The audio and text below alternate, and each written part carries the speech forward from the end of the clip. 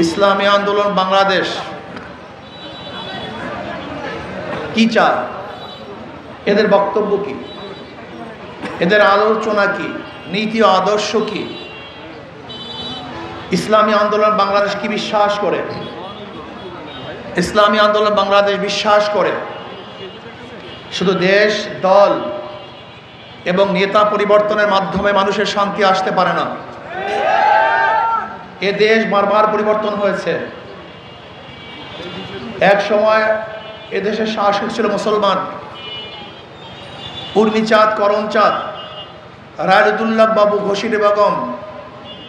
এই মুনাফিকির কারণে ব্রিটিশ 200 বছর শোষণ করেছে। আবার ব্রিটিশদের বিরুদ্ধে আমরা আন্দোলন করেছিলাম বৈষম্য দূর করার জন্য, মানুষ শান্তি পাওয়ার জন্য, মানুষকে মুক্তি দেওয়ার জন্য। হাজারো মানুষের জীবনের বিনিময়ে আমরা ব্রিটিশদেরকে এদেশ থেকে তাড়িয়েছিলাম। ভেবেছিলাম বৈষম্য দূর হবে, মানুষ শান্তি পাবে, মুক্তি পাবে। কিন্তু ইন্ডিয়ান সংখ্যাগরিষ্ঠ মানুষ সংখ্যালঘু মুসলমানদের উপরে নির্যাতন করেছিল, জুলুম করেছিল, অত্যাচার করেছিল, বৈষম্য করেছিল। এর জন্য মুসলমানরা আন্দোলন করেছিল যে মুসলমানদের জন্য আলাদা ভূখণ্ডের প্রয়োজন। আলাদা ভূখণ্ড ব্যতীত মুসলমান শান্তি পাবে না, মুক্তি পাবে না, বৈষম্য দূর হবে না। আমরা আলাদা ভূখণ্ডের জন্য আন্দোলন করে পাকিস্তান করেছিলাম। পাকিস্তানের 2টা অংশ, পশ্চিম পাকিস্তান, পূর্ব পাকিস্তান। ভেবেছিলাম পাকিস্তান করলেই মানুষ মুক্তি পাবে, বৈষম্য দূর হবে। কিন্তু পশ্চিম পাকিস্তানের মানুষগুলি পূর্ব পাকিস্তানের মানুষের সাথে বৈষম্য করছিল। তারা অধিকার হরণ করেছিল। ভেবেছিলাম যদি আমরা পশ্চিম পাকিস্তান থেকে আলাদা হতে পারি তাহলে আমরা মুক্তি পাবো, শান্তি পাবো, মানুষের অধিকার ফিরে পাবে। 71-এ হাজারো মানুষের বিনিময়, ইজ্জত আবরুর বিনিময় বাংলাদেশ নামে এক স্বাধীন রাষ্ট্র করেছিলাম বৈষম্য দূর করার জন্য, মানুষকে মুক্তি দেওয়ার জন্য, শান্তি দেওয়ার জন্য।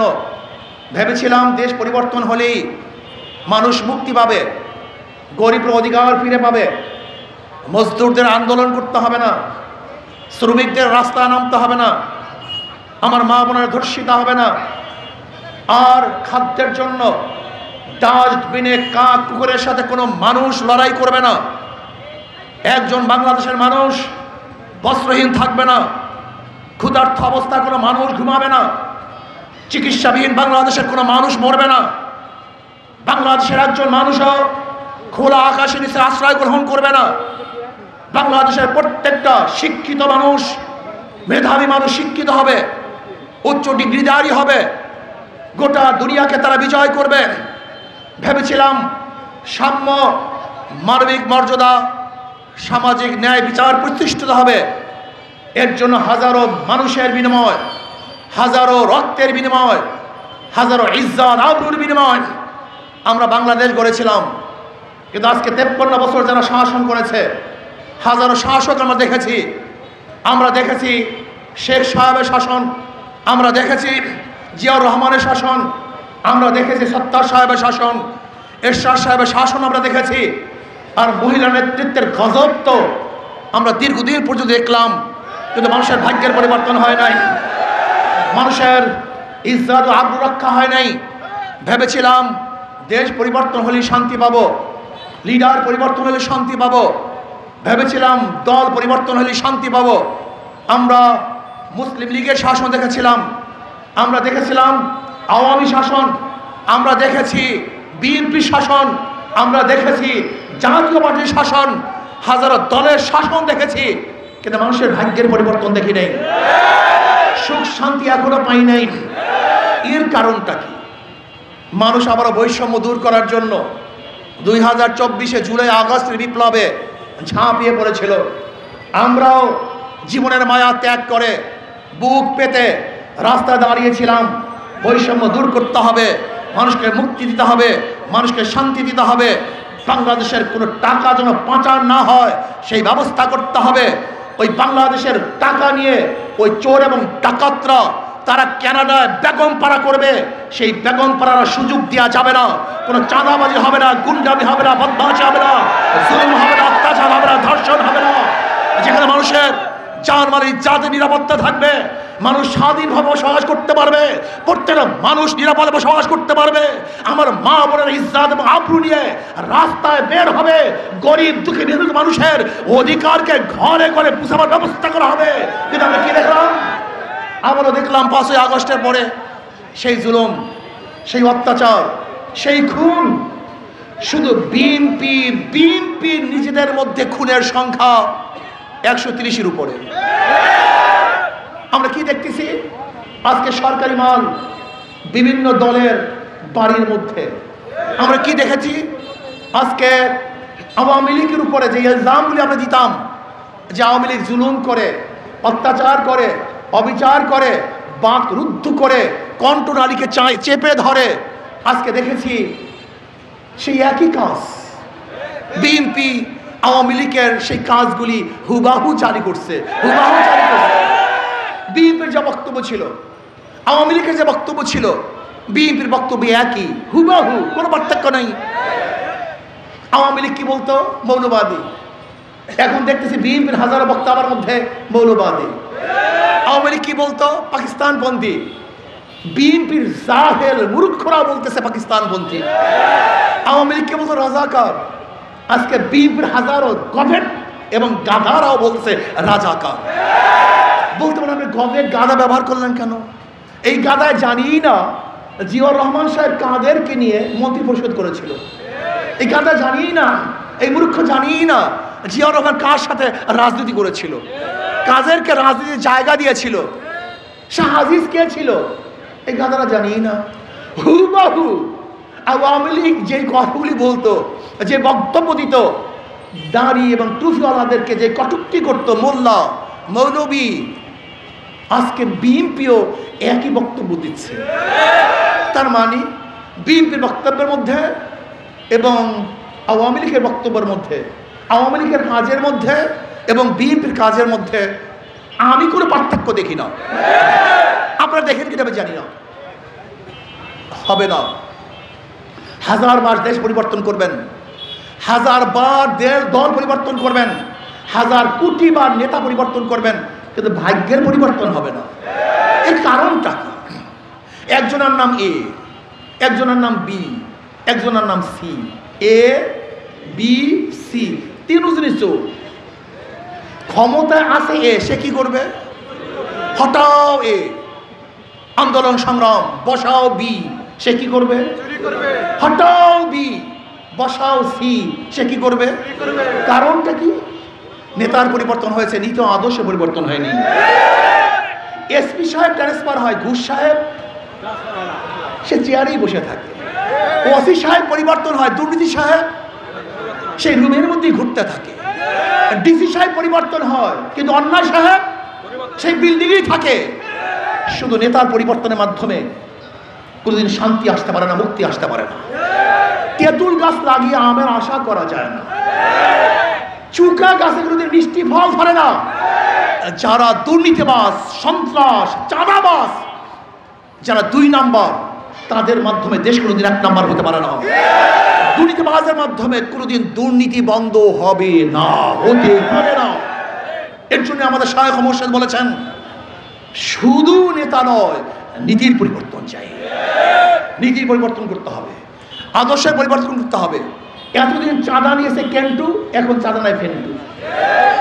এতদিন রংবাজি করছে লালটু, এখন রংবাজি করে বল্টু। শুধু চেহারার পরিবর্তন হয়েছে, কিন্তু চাঁদার পরিবর্তন হয়নি।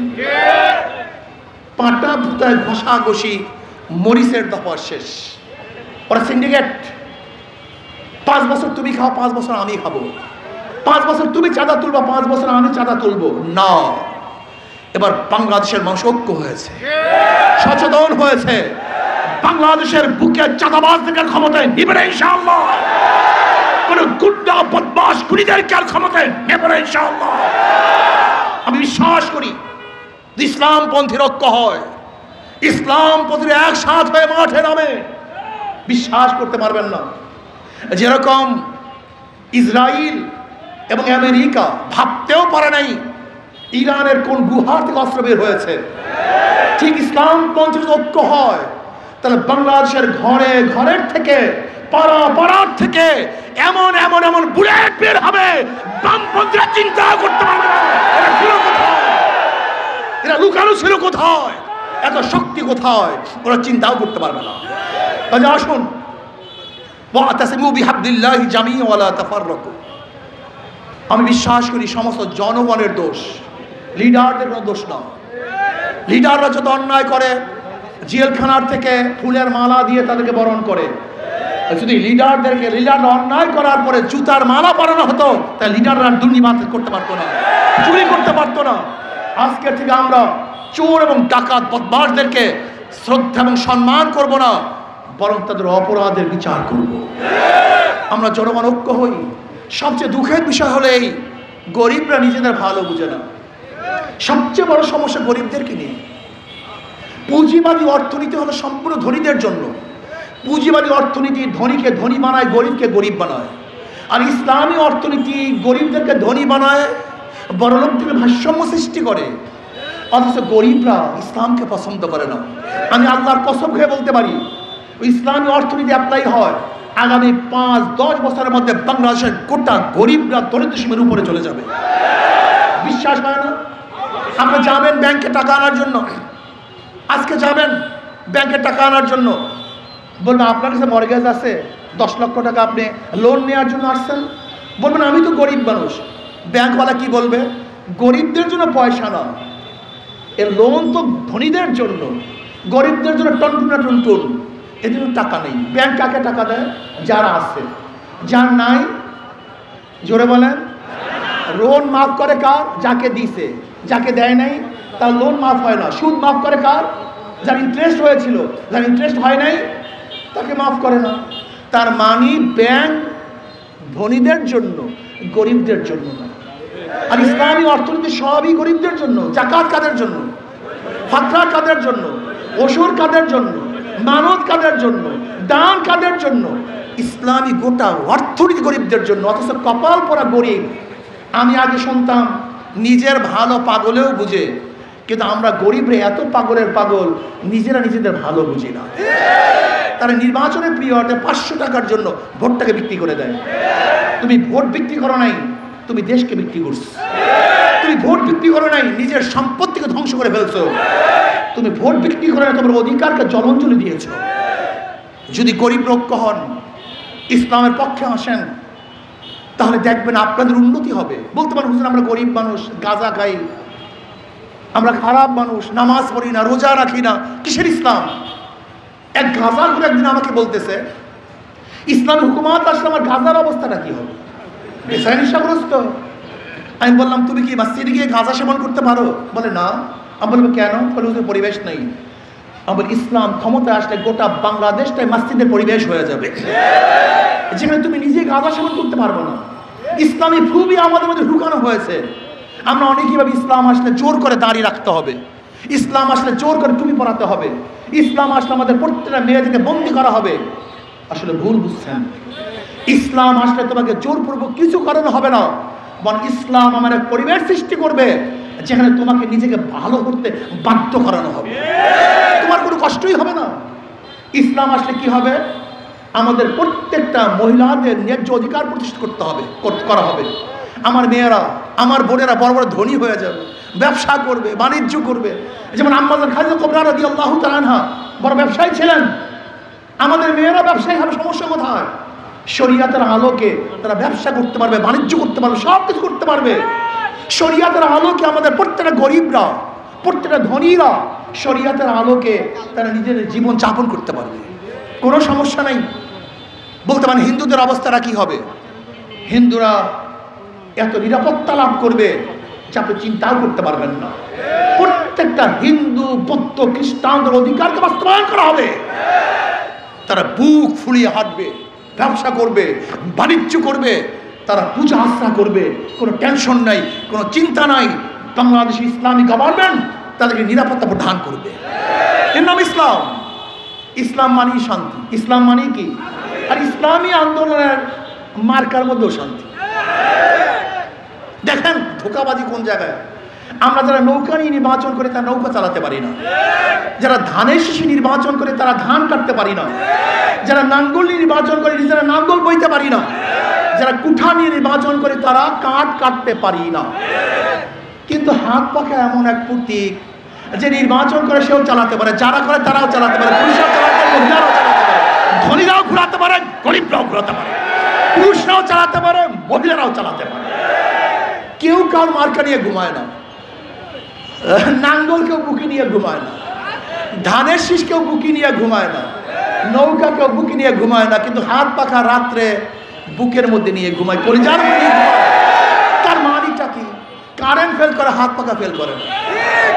হাত পাখা হিন্দুকেও শান্তি দেয়, গরিবকেও শান্তি দেয়, মুসলমানকেও শান্তি দেয়, পুরুষকেও শান্তি দেয়, মহিলাদেরকেও শান্তি দেয়, ছোটকেও শান্তি দেয়, বড়কেও শান্তি দেয়। তার মানিটা হলো ওই হাত পাকা বিজয় হলে জনগণ বিজয় হবে, হাত পাকা বিজয় হলে দেশ বিজয় হবে, হাত পাকা বিজয় হলে মানুষের বিজয় হবে, হাত পাকা বিজয় হলে ইনশাআল্লাহ গোটা দুনিয়ার বুকে বাংলাদেশ বুক উঁচু করে দাঁড়াবে ইনশাআল্লাহ। হাত পাকা বিজয় হলে ভারতের সামনে মাথা নত করবে না, ওদের কাছে মাথা নত করবে না, গোলামি চুক্তি করবে না, এমন হুঙ্কার দিবে ওরা ভয় পেতে বাধ্য হবে ইনশাআল্লাহ। আসুন আজকে থেকে নিয়াত করি, ইসলামী আন্দোলন বাংলাদেশের শুরুতে ইসলাম, মার্কায় ইসলাম, কাজেও ইসলাম, মানে শান্তি। ইসলামী আন্দোলন বাংলাদেশ চায় ঐক্যবদ্ধভাবে আগামী নির্বাচনে অংশগ্রহণ করে ইসলাম হুকুমাত কায়েম করবে। ইসলাম হুকুমাতের মাধ্যমে কোটা মানুষ শান্তিতে থাকবে। আল্লাহ আমাকে এবং আমাদের সবাইকে ইসলামের পক্ষে কাজ করার তৌফিক দান করেন। আজকে আমরা 3 আসনের প্রার্থী ঘোষণা করব, বাকি 2টা পরে। গাইবান্ধা 2 সদর আসন প্রভাষক মাওলানা আব্দুল মাজেদ, মাশাআল্লাহ। গাইবান্ধা 3 আওলাদ হোসেন,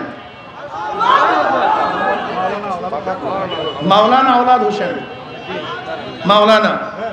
গাইবান্ধা 4 মুফতি তৌহিদুল ইসলাম তুহিন, মাশাআল্লাহ। আল্লাহ সবাইকে কবুল। আর আগামী 28 তারিখ ঢাকা এক সমুদ্র সৃষ্টি হবে, এটা পানির কোনো সমুদ্র, জনসমুদ্র হবে ইনশাআল্লাহ। সবাইকে দাওয়াত রইল, আপনারা সবাই যাবেন। আর আজকে